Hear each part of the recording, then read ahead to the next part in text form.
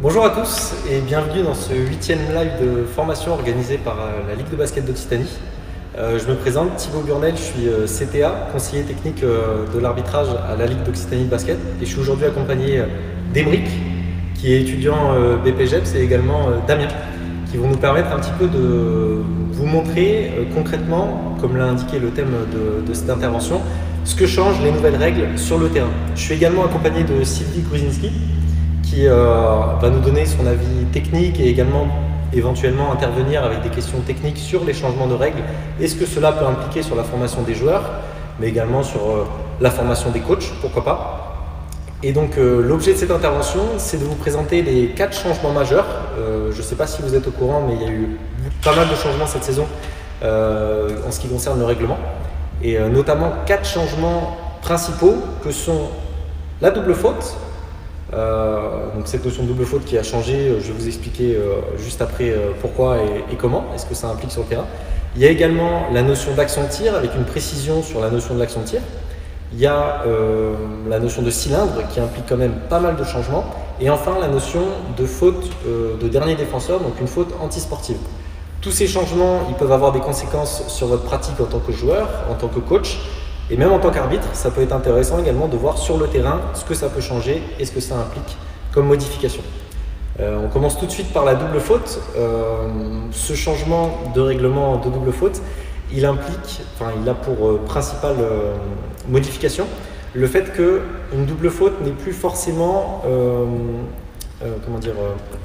n'est plus forcément une conséquence d'une faute à sanction égale. C'est-à-dire qu'avant, c'est-à-dire la saison dernière, si je réalisais sur Emeric une faute personnelle et que dans un même temps, il me réalisait une faute antisportive sur moi, eh ben on pouvait considérer que c'était une double faute, un cas de double faute, et il y avait possibilité éventuellement d'annuler les sanctions. Aujourd'hui, depuis cette saison, ce n'est plus possible car seules 2 fautes personnelles ou 2 fautes antisportives peuvent être considérées comme des doubles fautes, mais on ne peut plus les mélanger. Donc, si je fais une faute personnelle sur Emeric et que lui me fait une faute personnelle, ça peut être un cas de double faute. Pareil pour une antisportive, si je fais une antisportive et que lui, dans le cas d'une double faute, me fait également une antisportive, on peut faire annuler les sanctions en passant tout ça sous la notion de double faute. Mais ce n'est plus possible, comme c'était le cas l'année dernière, d'avoir un cas de double faute en cas de faute personnelle et de faute antisportive. C'est cohérent, c'est clair pour les techniciens. En fait, il faut qu'on ait la même nature de faute pour avoir une double faute cette année. Exactement, il faut forcément qu'il y ait la même nature. Parce que, pour ceux qui ne connaissent pas forcément le terme, on utilise beaucoup le terme de nature de faute dans l'arbitrage, soit une nature de faute personnelle, antisportive, disqualifiante ou technique. Et donc, comme tu l'as dit, Sylvie, effectivement, il faut forcément que ce soit le même type de nature de faute. Donc ça, c'était le premier changement, qui n'implique pas forcément qu'on vous fasse une démonstration, mais c'est quand même important de vous en parler. Le deuxième changement, il concerne l'action de tir, et notamment le début de l'action de tir. On a une précision concernant cette notion. Et donc là, c'est important d'être sur le terrain et de vous montrer avec un ballon ce que ça change. C'est plus facile qu'avec des images.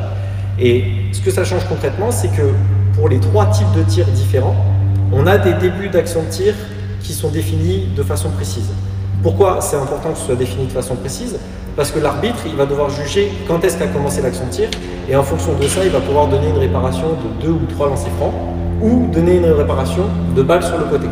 Et c'est très important parce que parfois, en fin de match, ça peut avoir une importance cruciale sur le résultat de la rencontre. Et c'est pour ça que c'est très important de définir des critères précis pour définir lorsque débute une action de tir et lorsqu'elle se termine. Donc on va commencer avec le premier type d'action de tir qui est le jump shoot, donc vous le connaissez tous. Ce type d'action, pour définir quand est-ce que commence l'action de tir sur ce type d'action, il faut que le mouvement continu du tir ait démarré, et c'est-à-dire qu'il faut que le ballon soit petit à petit emmené par l'attaquant vers le haut, et si une faute intervient à ce moment-là, on peut considérer que la faute est sur une action de tir.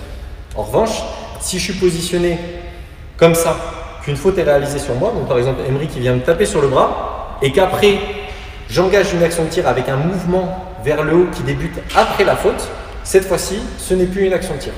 C'est très important parce qu'on voit de plus en plus une évolution du jeu avec des joueurs intelligents qui sentent la faute arriver Et une fois que la faute arrive, engage une action de tir afin de duper les arbitres et de récolter des lancers francs. Ça arrive très souvent et c'est quelque part une sorte d'intelligence de jeu pour les joueurs de faire ça. Mais nous les arbitres, on va essayer de cadrer tout ça pour faire en sorte que si une faute est réalisée avant le début de l'action de tir, il n'y ait pas 2 lancers francs ou 3 lancers francs qui soient accordés alors qu'ils n'étaient pas mérités. Donc ça c'est pour la notion de jump shoot. Vous l'avez compris, c'est quand le ballon d'un mouvement continu monte vers le haut. Si une faute intervient à partir de ce moment-là, une fois que ce mouvement a commencé, on peut attribuer des lancers francs. Deuxième notion, deuxième type de tir, c'est après dribble. Donc on va imaginer que je dribble avec le ballon. Si jamais une faute intervient alors que le ballon repose dans mes mains, par exemple, ça, le ballon repose dans mes mains, là Emeric va faire une faute sur moi et d'un mouvement continu, je vais engager une action de tir. Et bien désormais, ça c'est une nouveauté, on peut donner 2 lancers francs ou accorder le panier et donner un lancer franc en cas de N1 parce que le ballon reposait dans la main. L'indicateur est vraiment que la main était en dessous et que finalement, comme ma main était en dessous avant le moment où la faute est intervenue, et ben on considère que l'attaquant était en action de tir.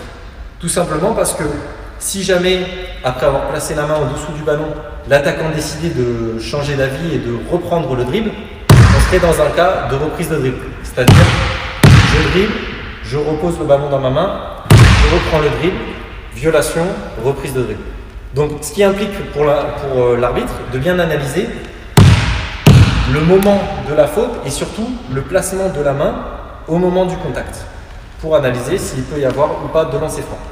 Dans le cas inverse où à la fin du dribble, ma main est au-dessus du ballon et que à ce moment-là, Emeric me fait une faute, là, la faute intervient alors que ma main est au-dessus du ballon et donc si le joueur est intelligent et alors que le ballon remonte et après la faute, il engage une action de tir, il ne peut pas y avoir de lancer franc parce qu'au moment de la faute, comme vous l'avez vu, ma main était placée au-dessus du ballon.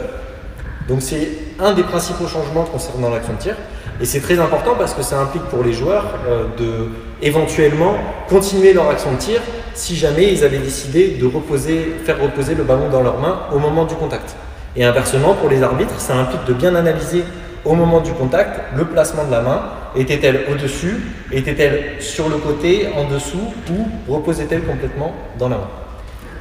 Il y a un troisième type de tir, c'est l'attraper-tirer. Donc lorsqu'on me fait une passe, si je donne la balle à Sylvie et qu'elle me fait la passe, si la faute intervient juste avant que j'attrape le ballon, dans ce cas-là, ça ne peut pas être une action de tir. On clarifie cette notion et ce n'est plus considéré comme une action de tir, ou ça ne l'a jamais vraiment été, mais on précise vraiment ça, de sorte à ce que le règlement dise aujourd'hui, il faut que le ballon repose dans la ou les mains.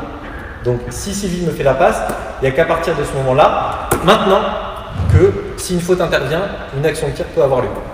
Et 2 lancers francs ou 3 lancers francs peuvent être donnés parce que le ballon reposait dans ma ou mes mains.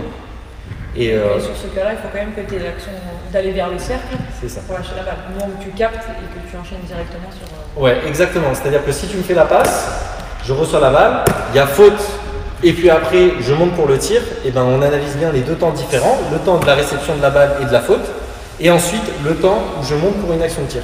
Et là, comme c'est saccadé et que ce n'est pas d'un mouvement continu, comme tu l'as bien demandé, on ne peut pas donner action de tir. Par contre, si tu me fais la passe et que d'un mouvement continu, j'attrape avec la faute et je tire, il y a 2 lancers francs. Si c'est sur l'enchaînement, c'est considéré comme l'action de tir. Exactement, il faut que ce soit dans un mouvement continu, donc dans l'enchaînement. Et si c'est le cas, et ben forcément, il peut y avoir 2 ou 3 lancers francs, voire un lancer franc si le panier est marqué, puisqu'il peut être accordé. Le seul cas où j'ai engagé un mouvement continu vers le panier d'action de tir et où le panier ne peut pas être, où l'action de tir ne peut pas être considérée, c'est quand on va recommencer l'action, mais c'est valable aussi en fin de dribble et c'est valable aussi sur un jump shoot. Imaginons que je reçois la balle, il y a faute sur moi, j'engage une action de tir et que je finis par une passe. Là, dans ce cas-là, on ne peut pas donner 2 ou 3 lancers francs parce que même si au début, merci Damien, pardon. Même si au début j'ai commencé une action de tir, et ben, le fait de terminer par une passe fait qu'on ne peut pas considérer cette faute comme étant sur une action de tir et on ne peut pas récompenser de 2 lancers francs. Concernant la fin de l'action de tir, on a sur les jump shoots, donc des joueurs qui décollent du sol, et au moment où ils lâchent le ballon, on est encore dans une phase d'action de tir. Si une faute intervient alors que j'ai lâché le ballon et que je suis en l'air, il y a encore action de tir. En revanche, L'action de tir se termine lorsque le joueur qui a sauté repose ses 2 appuis au sol. Voilà. Je ne sais pas s'il y a des questions d'un point de vue technique.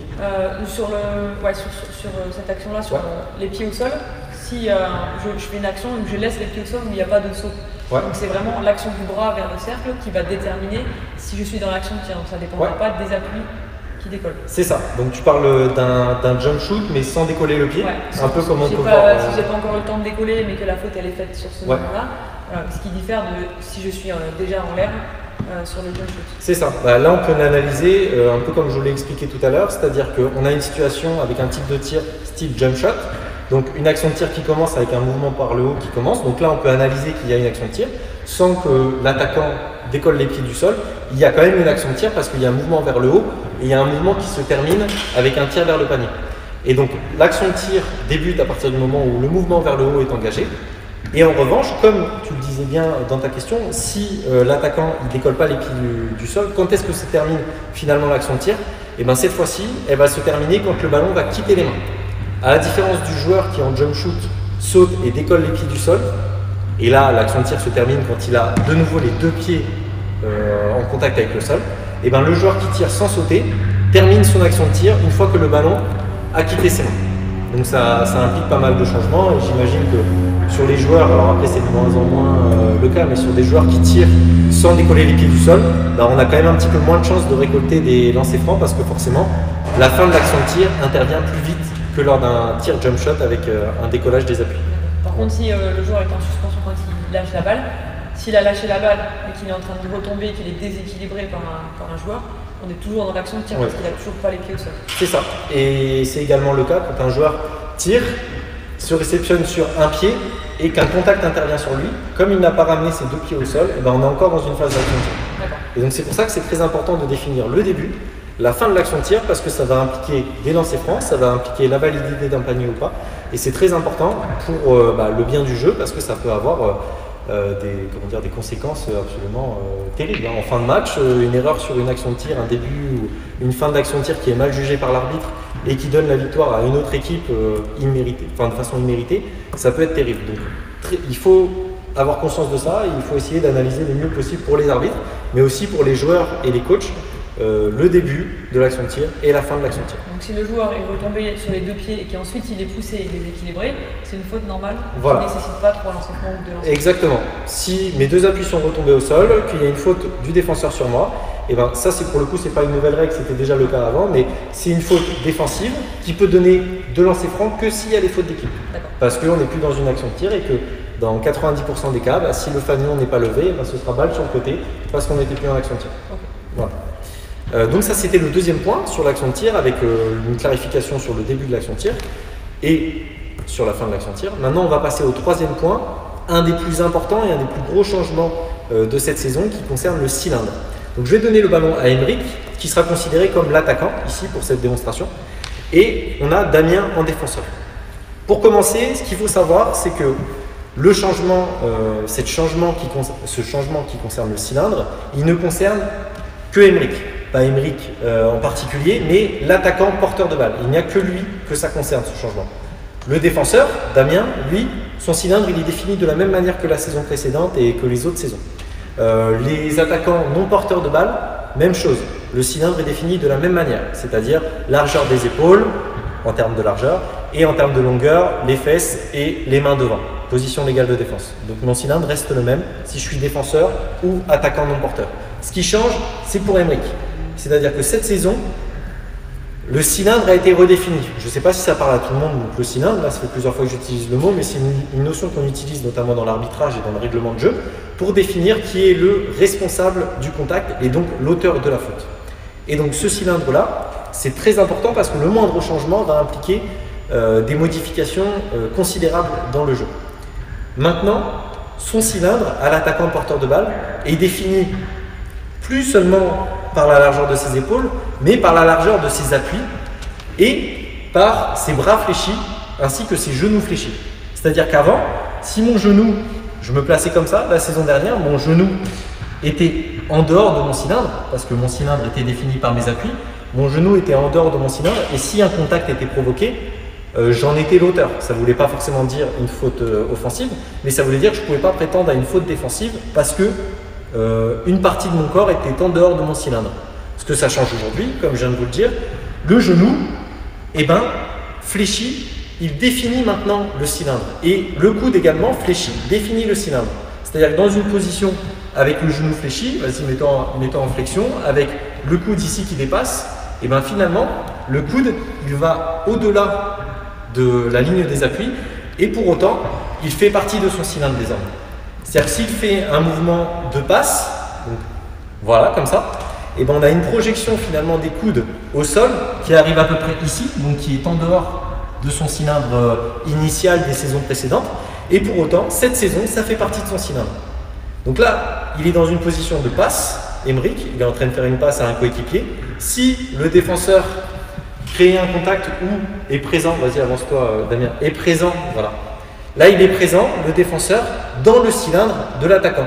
Parce que le cylindre de l'attaquant est défini par ses coudes fléchis. Il est en train de faire une action dite normale de basket, qui est une passe. Et donc ce contact est créé par le défenseur. Et donc c'est l'auteur de la potentielle faute. Ça ne veut pas dire qu'il y aura faute systématiquement, ça c'est important de le comprendre. Et même pour les arbitres, il faut aussi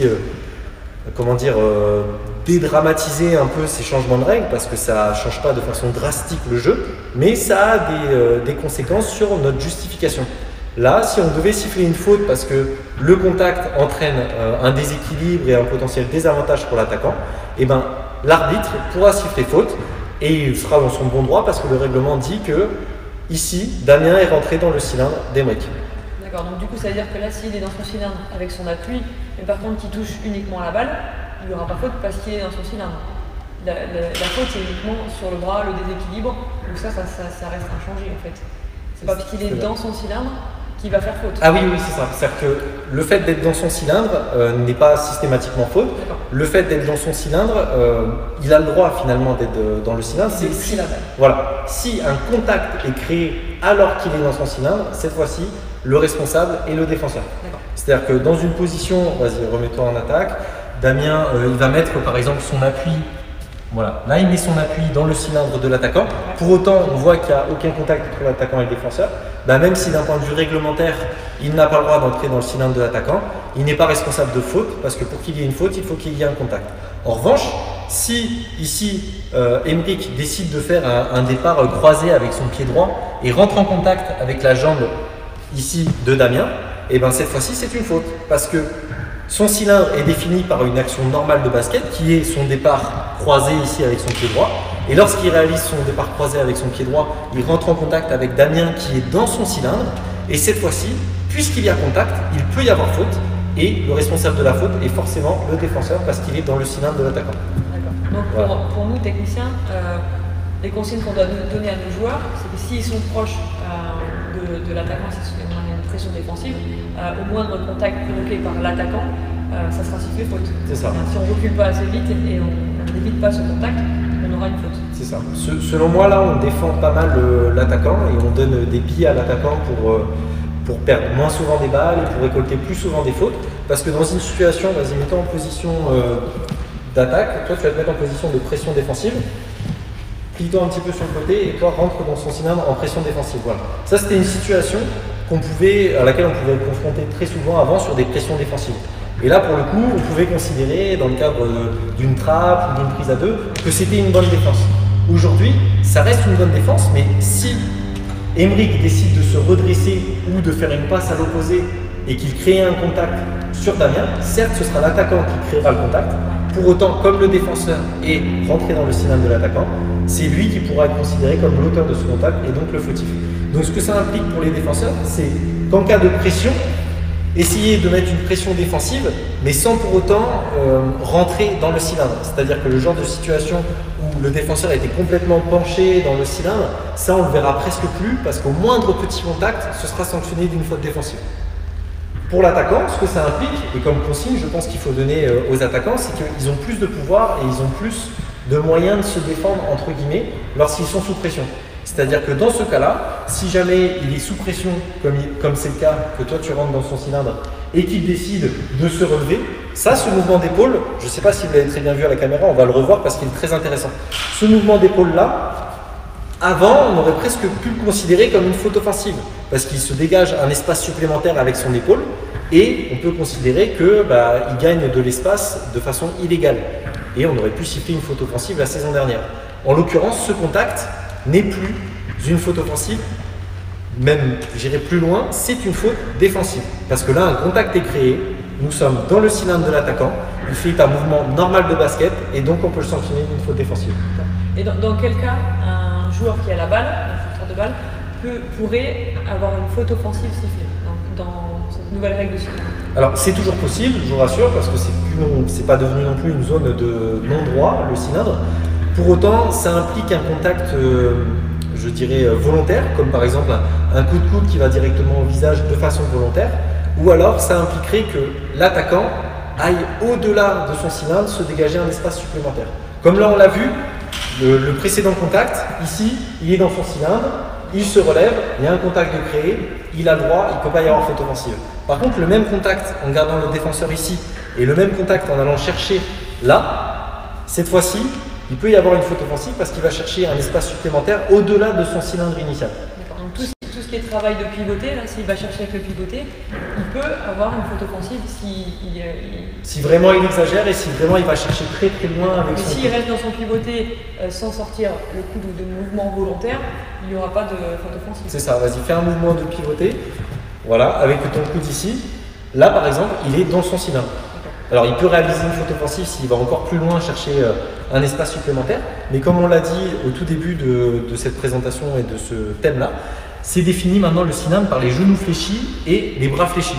Donc finalement, le fait de créer un contact ici pourra impliquer une faute défensive. Par contre, aller chercher un espace encore supplémentaire ou traverser les appuis du défenseur en réalisant un passage en force peut encore bien évidemment être sanctionné d'une faute offensive, et heureusement.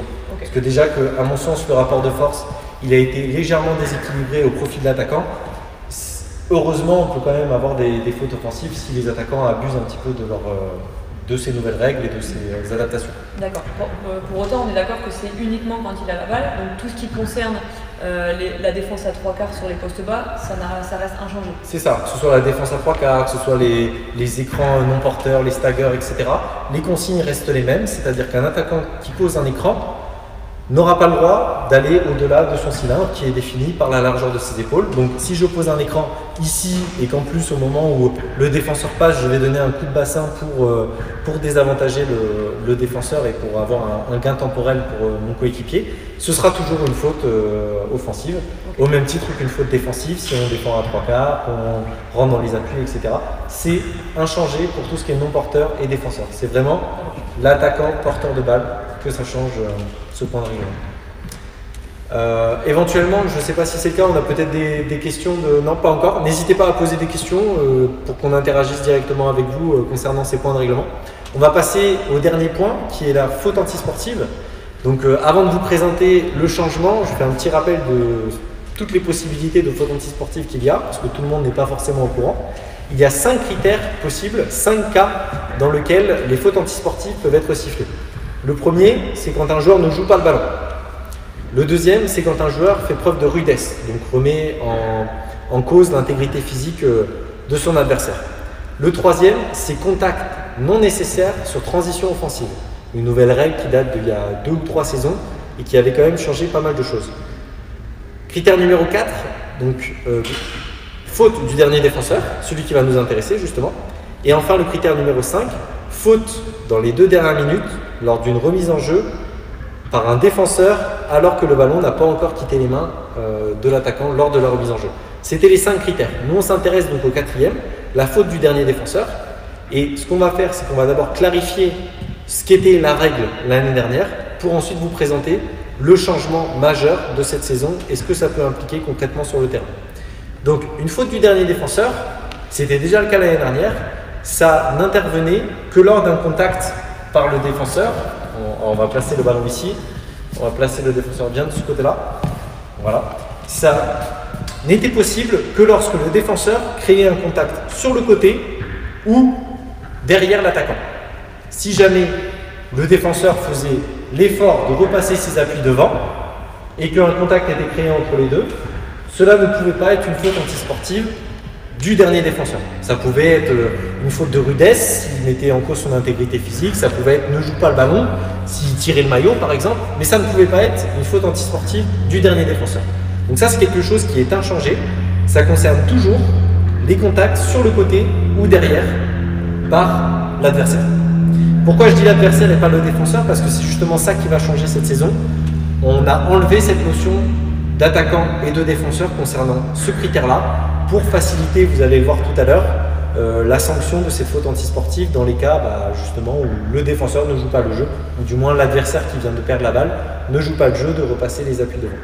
Donc si on représente la règle comme elle était l'année dernière, et c'est toujours le cas, en plus d'un contact sur le côté ou derrière, ne pouvait être une faute antisportive dernier défenseur que lorsque aucun autre défenseur n'était présent entre l'attaquant, le ballon et le panier. Ici, si par exemple Sylvie faisait partie de la même équipe que Damien, il ne pourrait pas y avoir faute antisportive du dernier défenseur puisque elle est présente sur le chemin du panier et qu'elle est présente dans le triangle formé entre le ballon, l'attaquant et le panier. Ça, pareil, c'est inchangé. Si Sylvie se décale légèrement de 2 mètres sur la gauche, techniquement, on peut toujours considérer que c'est le dernier défenseur parce que c'est le joueur le plus proche du panier qui n'est pas l'attaquant porteur de balle. En revanche, d'un point de vue technique d'arbitrage, ce joueur, malgré la présence de Sylvie, ce joueur était considéré comme le dernier défenseur parce que aucun autre défenseur n'était présent dans le triangle formé entre le ballon, l'attaquant et le panier. Ce que ça va changer cette saison, la modification de la règle, ce que ça va changer cette saison, c'est notamment sur les pertes de balles à un moment où le futur attaquant n'a pas encore attrapé le ballon. Donc on va mettre tout ça en application. Si jamais nous avons ici, donc on va garder Damien avec le ballon, nous avions ici Damien qui attaquait, donc sur ce panier-là. Damien attaquait sur ce panier-là, Émeric était défenseur, et là, il y avait un début d'interception, c'est-à-dire que Émeric chassait la balle. On va laisser la balle au sol de sorte à ce que vous puissiez voir l'ensemble de l'action. Donc, on est d'accord que Damien est l'attaquant, Émeric est le défenseur et commence l'interception, et le ballon n'est pas encore contrôlé par Émeric. Les statuts sont donc attaquant, défenseur. Pour que Émeric devienne attaquant, il faut qu'il attrape le ballon. Et c'est ça qui était problématique la saison dernière, c'est qu'en cas de contact sur le côté, vas-y, fais un contact Damien, plus sur le côté, puisque là tu es légèrement devant, plus sur le côté là. En cas de contact par Damien sur Émeric, alors que Émeric n'a pas encore attrapé le ballon, jusque la saison dernière, on pouvait siffler faute offensive. C'est-à-dire que comme il avait encore le contrôle du ballon, son équipe était encore en contrôle du ballon, eh bien, on considérait que c'était une faute offensive. Et ça pouvait stratégiquement être intéressant de défendre de la sorte, parce qu'en cas d'interception, une simple faute sur le côté ou de derrière pouvait nous permettre de stopper la contre-attaque et de donner la balle entre guillemets à l'adversaire juste sur une remise en jeu de côté. Alors qu'en l'occurrence, si le critère de dernier défenseur peut être pris en compte, là on part sur 2 lancers francs et possession. Donc ce que ça change cette saison, c'est que les statuts ne sont plus pris en compte, c'est-à-dire que alors qu'il est encore attaquant et que Émeric est encore défenseur, si un contact est créé comme on le voit ici sur le côté, on considère que c'est une faute antisportive. Parce que son adversaire se projette vers le panier, se projette vers une contre-attaque, et alors qu'il n'a pas encore attrapé le ballon, même s'il n'a pas le statut d'attaquant, il peut prétendre à une faute antisportive, et là c'est le cas avec un contact sur le côté. C'est le cas aussi avec un contact. C'est le cas aussi avec un contact par derrière. Ce qu'il se passe, c'est que il faut garder aussi la notion toujours de triangle. Là, le triangle il est beaucoup plus parlant que tout à l'heure avec l'attaquant qui avait la balle dans les mains. Pourquoi? Parce qu'on a l'attaquant qui est ici. Donc on a une ligne qui rejoint l'attaquant au ballon, le ballon au panier et le panier à l'attaquant. Donc on a un triangle imaginaire dans lequel Sylvie n'est pas et dans lequel une faute antisportive peut être sifflée, critère C4. En revanche, si Sylvie se place comme tout à l'heure dans le triangle, il ne peut pas y avoir une faute antisportive quand bien même il y ait un contact sur le côté ou par derrière. J'espère que ça a été plutôt clair pour vous. Donc ce que ça change vraiment, c'est cette question de statut vis-à-vis de l'attaquant, du défenseur, du futur attaquant, du futur défenseur. C'est tout ça qu'on essaye de balayer et on dit clairement, c'est terminé, peu importe le statut, on peut encore siffler une faute antisportive. Je ne sais pas s'il y a une question d'un point de vue technique. Non, c'est juste par rapport au conseil qu'on donnerait à nos joueurs, c'est s'ils perdent la balle, faire l'effort de se replacer devant pour être. Ou alors un deuxième joueur de se placer dans le triangle pour pas qu'il y ait de faute antisportive. En fait. Voilà, c'est ça. C'est peut-être juste le réflexe qu'on pourrait leur donner. Exactement. Faire systématiquement l'effort de repasser les appuis devant pour éviter la faute antisportive, ou éventuellement demander si on a un autre défenseur de disponible, de se placer entre le futur attaquant, qui n'est pas encore attaquant, et le panier, de sorte à ce que cette faute antisportive ne puisse être sifflée. Okay. Voilà, j'espère que ces explications ont été claires, j'espère qu'on a pu un petit peu vous éclairer sur l'application sur le terrain concrète des nouvelles règles. Sachez que vous pourrez retrouver ce live d'ici quelques minutes ou quelques heures, du moins très prochainement sur le Facebook de la Ligue, vous pourrez le voir en replay.